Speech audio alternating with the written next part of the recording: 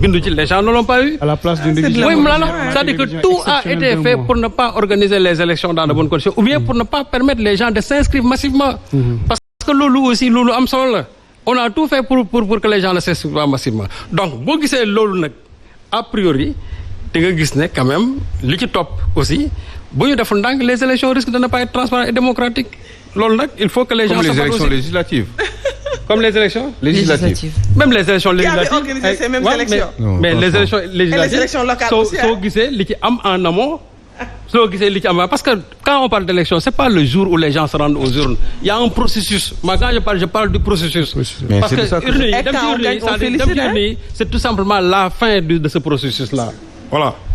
Alors un dernier mot rapidement sur ça yaa ngi ko doon coupé depuis tout à l'heure peut-être sur ça et puis on avance. Non parce que sincèrement il me met mal à l'aise et quand je suis mal à l'aise ou je me tais ou je m'énerve et comme j'ai pas besoin de m'énerver je préfère me taire mais bu ma lay coupé nii c'est juste que dañuy jéem a relancer pour ñi ñuy déglu aussi parce que xëy na sax mën naa wax. Non parce que toi tu n'aimes pas qu'on te coupe.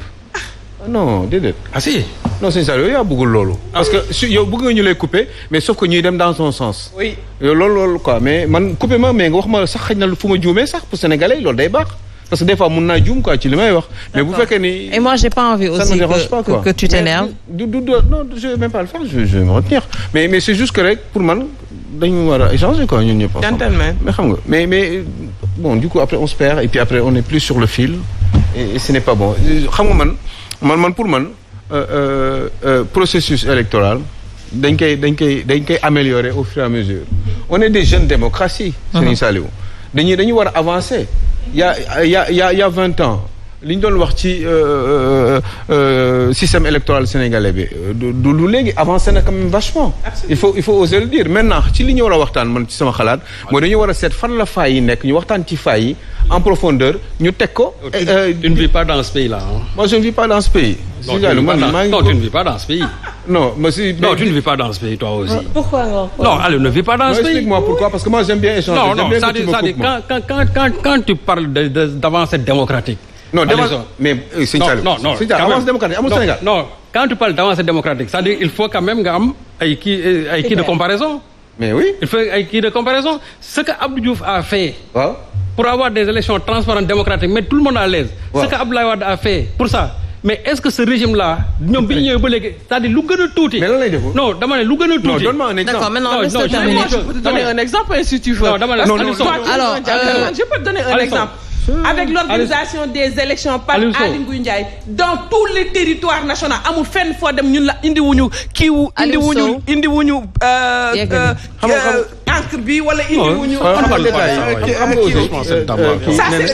ne peut pas être là pour dugg ci ay détails mais c'est d'une évidence ku xam moom sax xam na ko foog naa quand même que ni il y a 20 ans il y a pas de système électoral sénégalais melu woon comme ni mu mel léegi absolument avant Sénégal delluwul ginnaaw tu ne vis pas dans ce pays ou alors ben je sais pas Sénégal ñoom xam nañu ni bon ñaari Sénégal yu ñu war a améliorer yu bari yu ñu war a def mais man c'est à ce niveau là qu'on veut que je voudrais qu'on discute ba pare xool faay fu mu nekk même donner des exemples jéem ko changer ñu waxtaan ci quoi surtout pour ñi ñuy déglu aussi et puis ñoom bu ñu xamul sax bu baax dina tax ñoom ñu def ay efforts xool fan la problème yi nekk ñu jéem ko kii mais on ne peut pas dire que avancée démocratique amul le Sénégal est en retard surtout moi je ne suis pas d'accord avec ça le Sénégal non tu peux avoir sa vision le Sénégal avancé na ci lu bari quand même il y a que avancé na ci Ablaye Wade mais arrière na ci lu bari aussi waaw lu bari xam nga yooyu arrière na ci lu bari waaw d'accord très bien mais nañu seet léegi nañ seet Serigne Saliou fan la mbir yi problème yi nekk ñu jéem a xool nuñ koy man par exemple man dama am benn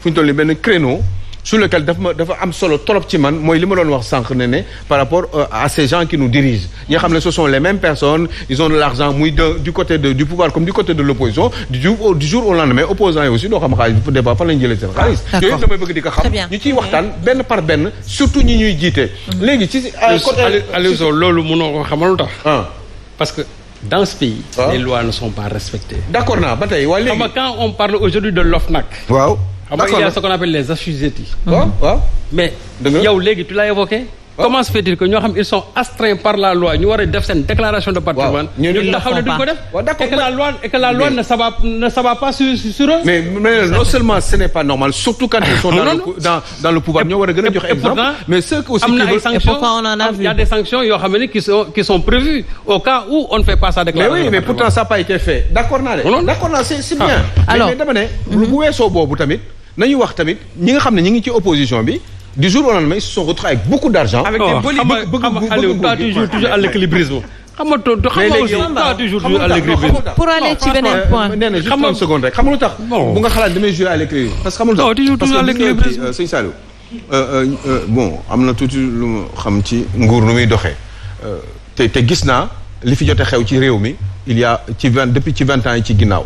te am na yoo xam ne man bëggatuma ko ci réew mi mais c'est pas une raison ñuy concentré wu ci waa nguur gi kese. il faut que bu fekkee ne dañu bëgg ay changement déglu ma rek. xam nga la ma ko mën dégg. laisse-le parler pour ça. en France boo ngay wax chaque jour. mais loolu y a une loi boo xam ne ni moo institué loolu. dama la bëgg a defal. France dem na bàyyi na démocratie dem bàyyi woon na monarchie dem. démocratie. allez-y Aliou. année après mu delluwaat ci monarchie. xoolal li ma bëgg mooy rek mooy. il faut ñu nañ jël exemple France. Aliou yow laa may 30 secondes de s'il te plaît. c'est vrai qu'après sëñ Saliou là tu m'as perdu quoi mais c'est pas grave peut-être que c'est le but. non li ma la wax nañu échanger nii. non j'ai déclaré dama ne la. waaw su ma bëggee tey. des gens de l'opposition comme des gens du pouvoir. waaw c'est-à-dire s'ils veulent assumer des responsabilités publiques. waaw. def seen déclaration de patrimoine. il faut qu'il y ait une loi comme c'est institué en France. parce que il y a une structure boo xam ne moo koy saytu. très bien c'est ça que j'ai dit. mais aujourd'hui nag aujourd'hui am na ñoo xam ne ils sont au pouvoir. il y a une loi qui est là. qui les astreint. à faire la déclaration de patrimoine et ils refusent. mais amaana bu ñu pusoon ci wax bi sax dinañ yegg ba foofu mais sauf que man du ma yegg foofu dama naan aussi ñi nga xam ne dañu bëgg jiite te ëllëg mën nañu mën a jiite dama bëgg xam nan la ñuy dundee parce que peut-être que loolu mën na jouer après ci bés bu ñu téye réew mi aussi. c'est clair parce que ça dépend fan la ñuy jëlee seen xaalis. c'est clair Aliou ça dépend ñan la ñu waxal. et c'est une question qui te tient à cœur. ça joue aussi day war a tax ñu koy xam. mais Sëñ Saliou yow fi nga bëgg a yamale. alors pour aller sur beneen point on va sur un autre point. parce que ces gens-là ils sont censés un jour absolument jiite réew mi donc bés bu ñu jiite réew mi peut-être am na yoo xam ne dina ci am ay comme conséquence. Aliou damay am question rek bu ma lay poser. ban opposant moo war a def déclaration de patrimoine boo xam ni moom amam dafa tey sa xel yow. non du ma fi nekk di personnalité parce que tey mënuma def loolu. c'est à croire que questionnement yi ngay def c'est un peu orienté. si bien sûr parce que tey yow boo xoolee. ci gouvernement bi nga xam moom lañ nekk nii. ak ñi ciy génn ñëpp am na ci ñoo xam ay rapport dafa leen épinglé loolu moom. nga tuumaal leen ko nekkatul sax diffamation. léegi ok pourquoi ne pas les exiger à ce que ñoom ñu def déclaration de patrimoine. mais c'est mais loolu mais pourquoi nga may wax ma wax loolu. mais loolu xaaral ma ñëw sauf que dama yemul foofu. yow da nga amul moyen booy exiger ça. da nga def investigation. exiger wu ma sax. non mën nga def investigation ca dans ce sens. oui mais Moussa tey bi ñuy avant ñu leen di nommer def nañ déclaration de patrimoine. waaw bu ñu génnee aussi dañu war a defaat déclaration de mais loolu patrimoine. ñu xool seen alal Moussa. mais Moussa wax bi est-ce que mais wala nee na waxuma loolu. man xamal laa bëgg nga keccet ci opposant yi parce que opposant yi. ah ok non loolu du ma ko def. mais Moussa il a le droit de dire que autant en politique yi nekk pouvoir autant ñi nekk opposition ils doivent faire ça. tey ñun man mënoon naa ci bañ a tontu parce que gisuma ci sama bopp parce que gis naa ni. mais waxtaan candidat bi nga xam moom la ñuy soutenir. si sa micro yoo xam mi ngi dox ci réew mi. voilà kooku par exemple sama xel mën na dal ci moom. waaw suñu xel mën na dal ci moom. waaw koo xam day taxaw ni la man. mais loolu moom jarul débat. waaw kooku xel mën na dal ci moom. si sa micro damay wax de manière générale. si sa micro Moussa. voilà li may wax. dama koy wax pour tous les opposants parce que dama jàpp ni opposition ci mim réew lu metti la boo fi yoree société sax dañ lay asphyxier. à travers fisc bi ak yeneen ak yeneen. kon man jàpp mu ni tey. question boobu bu ñu koy orienté. kon jarul ñu leen gën a orienté ci ñi nga xam ñoo. non amul gën a wala non Moussa warul am gën a du foofu. xoolal Samba. honorable on fait le job et puis c'est tout. honorable defal investigation. il y a eu hier le procès. je sais xam naa fi nga bëgg a wax.